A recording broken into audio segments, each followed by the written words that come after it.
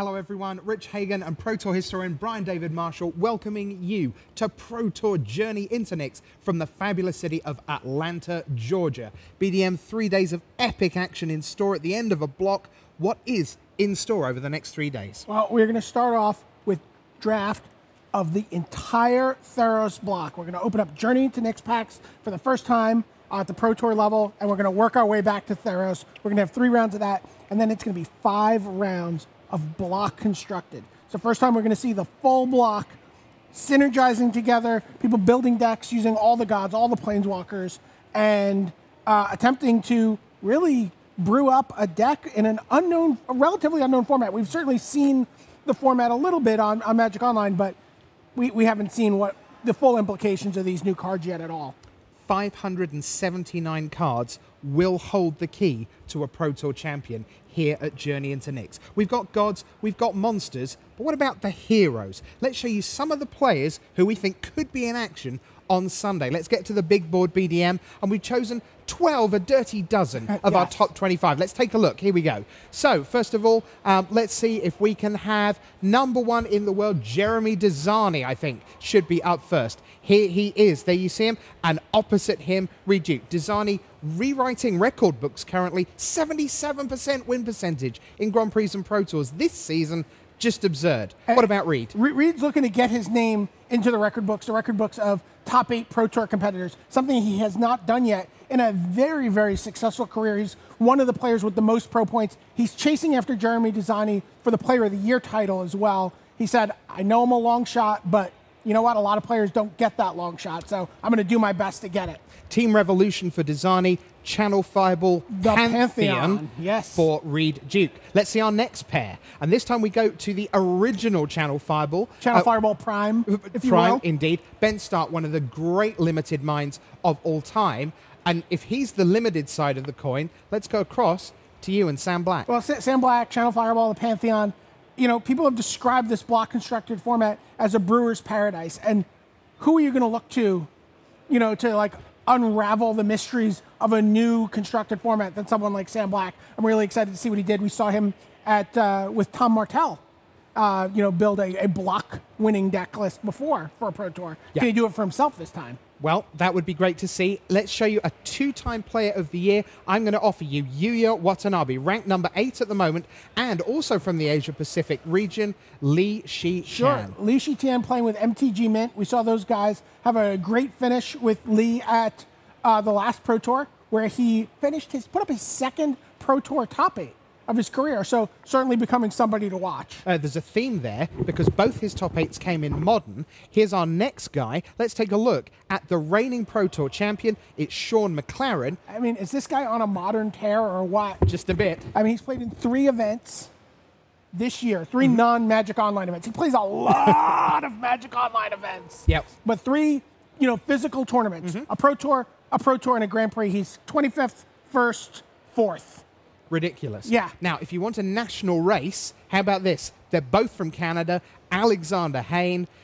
Who's going to be the Canadian World Magic Cup captain? Jacob Wilson is also in this mix, yeah. By the way, chasing down that lead. A huge match in the finals of that last Pro Tour between Wilson and McLaren, which, you know, may end up determining who captains the Canadian national team. Alexander Hayne, by the way, also someone who's won a block-constructed Pro Tour in the past. So one of many Pro Tour champions we'll be keeping an eye on this weekend. And did his block deck sort of transfer upwards to Standard? Well, you know, I mean, we talk about that a lot, but no, his deck didn't. It transferred upward to Legacy, of course, the Miracles deck. Okay. Well, it was no miracle when our next player won his Pro Tour. He put all his eggs in one basket. Stanislav Sivka, 14th in our top 25 right now. Moved away from Team Elaborate Ruse for this time. So let's see what he can do in a closed block constructed format. Right. And then a tremendous guy from Brazil. Yeah, Willie Adel, someone who is you know, very much in Hall of Fame contention this year. He's got 4 top 8s, and he's put together what he described as a ragtag band of Magic mercenaries to play test for this event. But you know, Ansi Alkio, Dmitry Budakov. A sort of Magic Online conglomerate. Yes, very much a Magic Online. He said the team doesn't really have a name yet. So I presume you gave him He one. let us actually choose his team name. Do you have a suggestion? No, go on, I'll let you. How about the Edel Geniuses? That sounds very good. Although I like your earlier suggestion of the misclick. Oh, the misclick. Yeah, that would do fine. In any case, Adel, a terrific player. Now, also a terrific player from Japan. Here he comes, Makihita Mahara. Just the man who counted to 9 with Dragonstorm in 2006. Just tremendous player. And then again, another player who's very much going to be on the mind of people who are voting for the Pro Tour Hall of Fame this year. And, has recently put up another big Pro Tour top 8 finish. But, one more never hurt anyone's chances of getting into the Hall of Fame. He and Adel very much in that mix.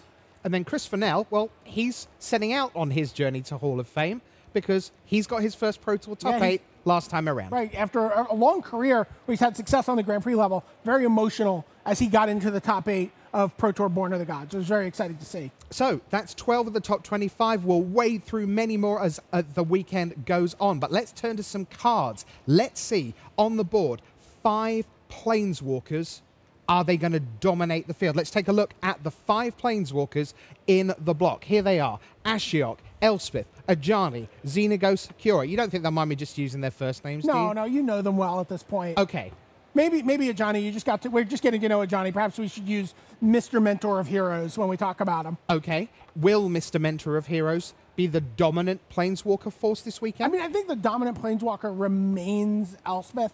Certainly if you look at the Magic Online results, this has been, a card that has appeared in broader formats than just block. Certainly going to be one of the most powerful cards, but I think we're going to see all 5 of these this weekend. And I think when you start looking at block constructed in a small pool of cards, you go, where are the most powerful cards? And they're going to be the Planeswalkers. So I think it's going to be interesting to see how players use these 5 tools at their disposal. Okay, now we saw 5 gods in Theros, but they were all monocolored. But as the block went on, multicolored. Let's take a look at the Born of the Gods. Gods. Oh my gods, it's Afara, Karametra, Mogis, Phoenix, and Xenagos. So what do you reckon here? Are all these block constructed cards potentially? Or? Karametra is generally on the low end of the pick order when you open up a god pack. Sure. I think universally people have agreed probably gonna open this one last, pick this one last. Afara has already seen play in constructed. Magus clearly has untapped potential. Will we see a mill deck? I don't know.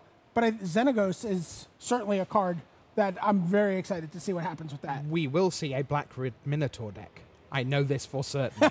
I know someone is playing that in block. So we'll see what happens with Mogis. All right, let's move on to the 5 Journey into Nyx gods. Let's see what they do for us. Aetherios, God of Passage, Erois, Keranos, Krufix, Farika. I would be very confident we're going to see 3 of these this weekend. I think Aetherios is a card where it's certainly going to see play. Iris, I can't imagine that not finding a home. But Farika, God of Affliction, is a card that really stands out to me.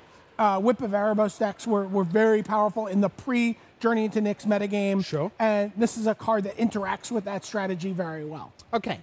What about some actual Journey into Nyx cards? We've taken 1 from each color just to mark your card, something that might be of interest. So let's take a look at those. We'll start with white. BDM, talk to us about Banishing Light. It might be the best card in Journey into Nyx for constructed purposes. We've seen it, it's sort of like a slightly different Oblivion Ring I expect that this card is going to be pretty big. Again, we talked about Planeswalkers at the top of the card segment. Well, this is something that deals with your opponent's Planeswalkers. Not a lot of things that will do that for you. Non-land permanent, very key. Yes. All right. Now, this is an interesting choice. When you said you wanted to bring this up on the wall, I thought, okay, he knows something I don't, not for the first time. Tell me about this, Riptide Chimera. I don't know if this is going to be a card that we see played and constructed, but certainly when I'm looking at a draft, when I open my Journey to Nyx pack and I see a card like this, and I think about the implications of Constellation in the draft format, and I'm like, can I get 16 or 17 enchantments in my deck? This is the kind of card that I want to open. You think about, previous cards that did similar effects in artifact blocks. Is this going to be something that breaks through in this format? We said Black Red Minotaurs. I told you that would happen. Gnarled Scarhide is part of the reason. But what an ugly, ugly looking guy that is. He just really is like well named. He's just Gnarled Scarhide. Yep. Good and limited, good and constructed. Right.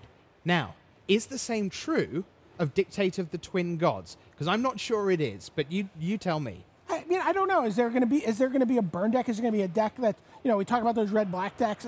Like, You know, certainly Furnace of Wrath is a card that's seen play in previous formats. You know, this, you get to actually really control this card a lot better. You get to flash it at the end of your opponent's turn, and then just unload a bevy of burn at their face or attack them with some, you know, great creature. And just, you know, this is a card that has a lot of potential to me. A bevy.